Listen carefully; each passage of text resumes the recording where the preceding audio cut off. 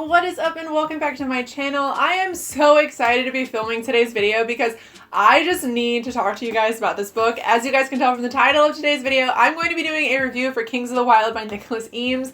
You guys, I just finished this book about 2 days ago. If you've been following my vlog at all, you will know that it is a book that I have been kind of savoring. I do have the second one. I do have Bloody Rose. I was actually sent to it by Orbit. Sent it from Orbit? I can't speak today. That's how excited I am to do this. But this was actually sent to me by AJ from the Book Breakdown, and I am so excited to talk to you guys about it because I feel like this is a book that is getting a ton of hype, and it's getting a ton of hype for a reason. This is one of those books that I feel like I just want to send to everybody. I want everybody to read it. So today I wanted to sit down and take the time and talk to you guys about why I love this book so much and why I think you need to read it. But first and foremost, I'm just going to let you guys know that this review is going to be spoiler free. I'm just going to be kind of going over a little bit what I liked about the book, what I didn't like about the book, if anything. I just want to talk to you guys about what I thought of it, why I loved it so much, so that if you are thinking about purchasing it, you're thinking about picking it up, why you absolutely 1000% need to. So what this book actually follows is the band called Saga. What bands are in this world is actually groups of mercenaries, essentially, but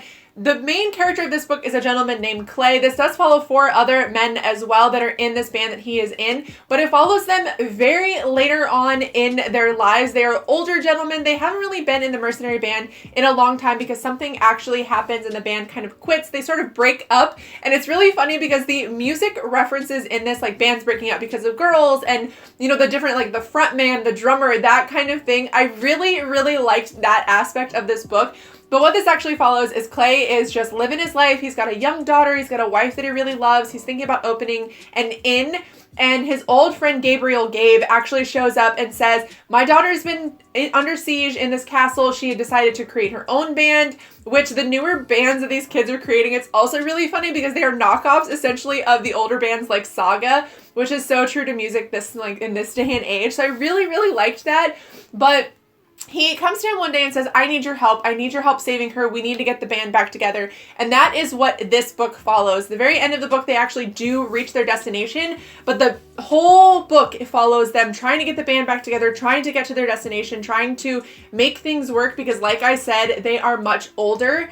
But the thing that I literally could have died from with this book was how funny it was. This book literally made me laugh out loud. I woke my husband up one night because I was reading it in bed and I was just giggling. It's one of those books that the humor is so well done, and it's done in such a way that the dialogue, it's mostly dialogue between characters that the humor shows up in. The characters are also really funny. Like there's a character named Moog who is the wizard of the group, and he is by far one of my most favorite characters in a book ever. He is hilarious. He is like, I got a plan, but it might be a bad plan, but we're going to do it anyway. The characters are just so well done, and the humor within the characters is so well done in this book. Like I said, I laughed out loud so many times, and so many people watching my vlogs or hearing me talk about this have wanted to read it for that very specific reason, and honestly, it's so worth it for the humor alone.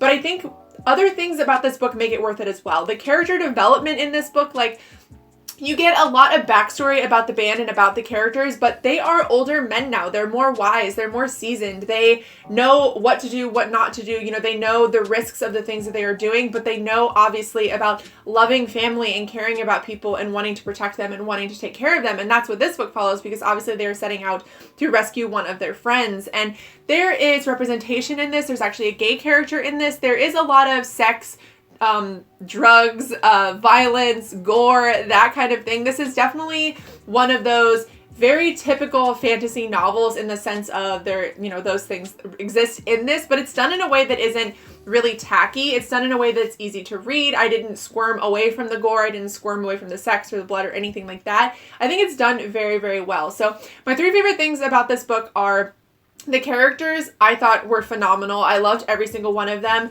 The plot in this book is also very interesting. I think that it's done so well that it doesn't lag. Like, obviously there's a lot happening between the beginning and the end and them trying to get to their destination, but I was never once bored with the book. I never once was like, oh, I want to put this down. Like, I need to put it down. I need a break. Like, it's lagging a lot. It never felt like that, but it didn't also feel like there was forced action.